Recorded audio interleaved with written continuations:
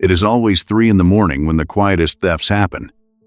You are lying in bed, the glow of your phone illuminating the ceiling, and you are looking at a bank statement. It is not a massive charge. It is $12, or maybe $15. A tiny digital fingerprint left by a service you haven't opened in 4 months. You feel that slight, familiar pressure in your chest, that microdose of irritation. You tell yourself you will cancel it tomorrow.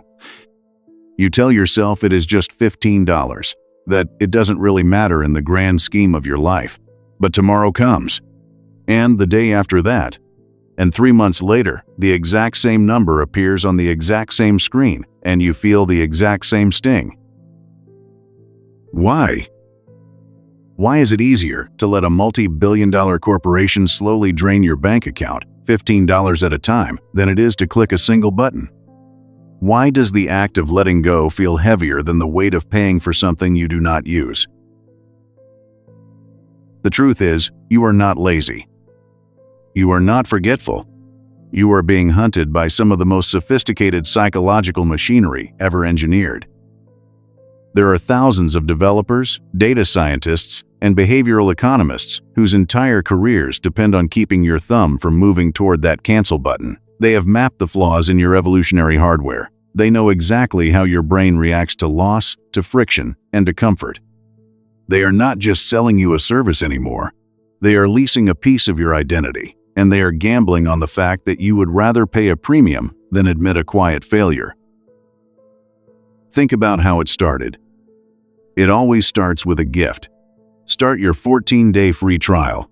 Enter your card information, but do not worry, we won't charge you a single cent today. It feels completely risk-free. Your brain interprets this as a win. You think you are getting something for nothing. But the moment you type those 16 digits into the box, a profound psychological shift occurs, and you don't even notice the temperature change. Behavioral scientists call this the endowment effect. The human mind values things radically more the moment it feels ownership over them. Before you signed up, that streaming platform or fitness app was just a product on a shelf. The moment you have access, it becomes yours. When the 14 days are up, you aren't deciding whether to buy a new service. You are deciding whether to let someone rip something away from you that you already possess. Loss hurts twice as much as gain feels good. To your primitive brain, losing access to an app feels identical to losing a piece of territory or a cache of gathered food. It triggers a low-level panic. The corporate engineers know this. They don't want your money on day one. They want your habit. They want their icon to sit on your home screen until it blends into the wallpaper of your daily existence. And then the trap snaps shut. You get the email. Or rather, you don't get the email. The best subscription services are invisible. They don't send you a receipt every month because a receipt is a trigger. A receipt forces you to look at the value exchange. It forces you to ask, did I get $15 of joy out of this month? Instead, they rely on automatic renewal. They turn payment into a background process, like your heart beating or your phone updating its software while you sleep. They remove the pain of paying. When you buy a cup of coffee with physical cash, your brain registers a physical loss. You watch the paper money leave your hand. You feel the wallet get lighter. It creates a healthy friction. But a subscription? A subscription turns your bank account into a leaking pipe in a basement you never visit. You only notice the puddle when it threatens to ruin something else. But let's say you do notice. Let's say you finally get angry enough to open the app and look for the exit. What happens next is not an accident. It is a labyrinth designed by a dark architect. You go to your account settings. It is not there. You go to billing. It is not there. You have to click through 4 layers of menus, each one written in a slightly paler font, hiding the word cancel behind phrases like manage membership or view plan options. This is what designers call a dark pattern. It is the deliberate insertion of cognitive friction to slow you down. They know that if they can make you pause for even 3 seconds, your brain will start looking for an excuse to give up. And then you reach the page. The final screen. You click cancel, but instead of a confirmation, you are met with a face. Literally. They show you a picture of a sad puppy, or a cartoon character looking down at the floor, or a collage of the specific movies you haven't watched yet. They say, if you leave, you will lose all of this. They show you the precise date your history will be permanently deleted. Your playlists, your progress, your saved projects. They are turning your own memories into a hostage situation. You are staring at the screen, your thumb hovering, and you feel a strange, irrational guilt. You aren't just canceling a utility. You are being forced to break up with a digital entity that is begging you to stay. But there is a deeper layer to this, something far more sinister than a sad cartoon character. They offer you a compromise. They say, don't cancel. Just pause. Pause your subscription for 3 months. Keep your data, keep your history, take a break. It feels like a massive relief. It feels like a victory because you think you just saved money without having to make a hard choice. You click pause, you close the app, you feel lighter. But what you actually did was hand them a victory on a silver platter. The subscription services know that a paused user is a retained user who is currently asleep. They know that 90 days from now, when the pause expires, you will not remember to cancel it. You will be at work or driving your kids to school or grocery shopping, and the system will quietly wake up in the dark, slide its hand back into your pocket, and resume the monthly bleed. They aren't betting on your love for their product. They are betting on your future busyness. They are weaponizing the status quo bias, the deeply human tendency to leave things exactly as they are unless an overwhelming force compels us to change them. We are creatures of inertia. If a ball is rolling down a hill, it keeps rolling.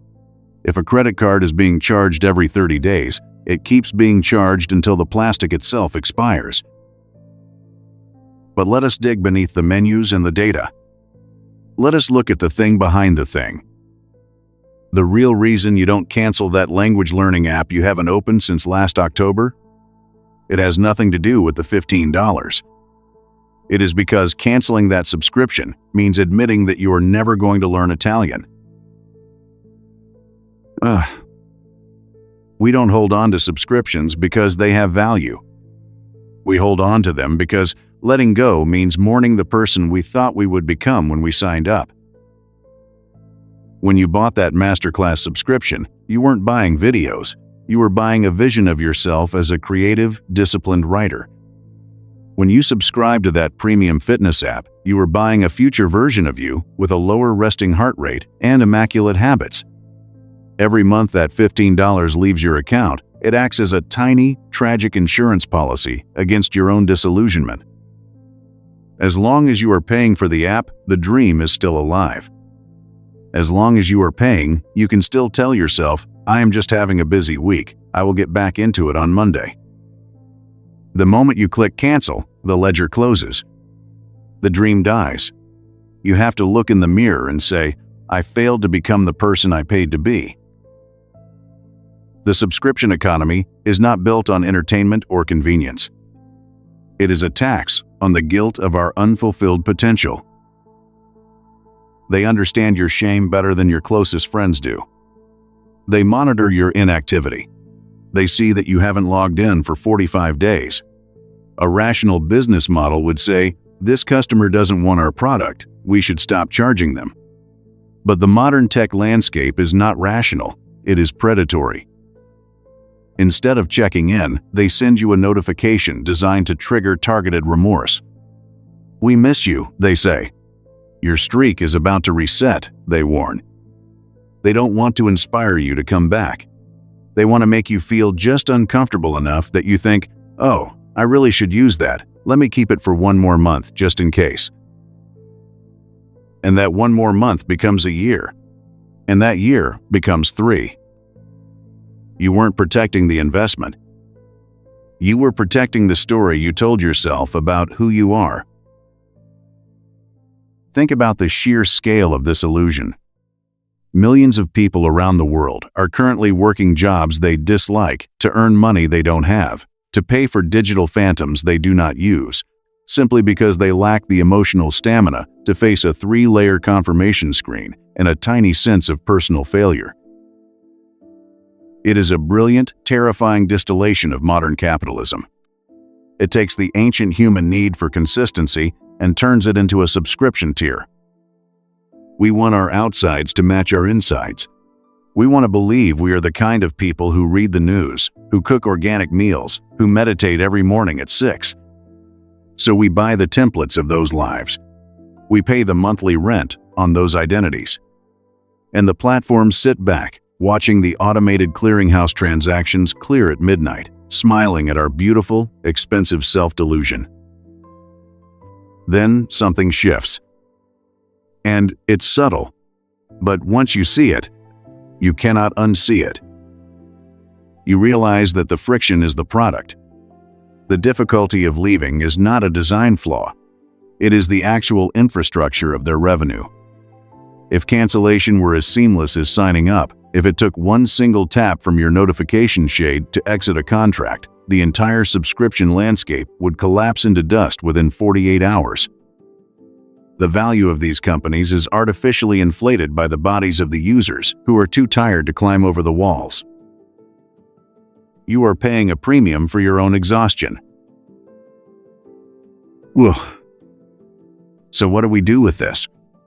How do you fight an enemy that has spent billions of dollars mapping the precise pathways of your weakness? You do not fight it with willpower. Willpower is a resource that runs out at 9 in the evening when you are tired and your defense mechanisms are down. You do not fight it by promising to be more organized. You fight it by changing the narrative. You have to realize that clicking that cancel button is not an act of giving up. It is not an admission of defeat. It is an act of reclaiming your attention from an entity that does not respect you enough to let you walk away cleanly. When you cancel a service you do not use, you are not saying, "I am giving up on being a better version of myself." You are saying, "I am refusing to let a corporate algorithm hold my potential hostage for $15 a month." You are taking the weapon out of their hands. Imagine the relief of an empty statement. Imagine looking at your account and seeing only things that actually feed you. Things that make your life wider, not things that slowly drain it from the margins. There is a profound power in the clean slate. The market didn't take your money. Your identity did. And you can choose to change that identity whenever you want. Tonight, when the world goes quiet and the noise of the day fades away, you will probably look at your phone again. You will see that screen. You will feel that tiny, familiar tug of irritation as you remember the things you meant to clear out but didn't have the energy to face. The interface will look complicated. The sad puppy graphics will be waiting for you. The little reminders of everything you are walking away from will try to make your thumb freeze in midair. But you will know exactly what is happening behind the glass. You will see the wires. You will see the trap for what it is. And you will realize that letting go doesn't mean you lost. It means you finally realized you were the only one playing the game. And you don't need their permission to change the story. You just have to stop paying for the version of you that only lives inside their database. Click the button. Let the dream go, so you can finally start living the reality.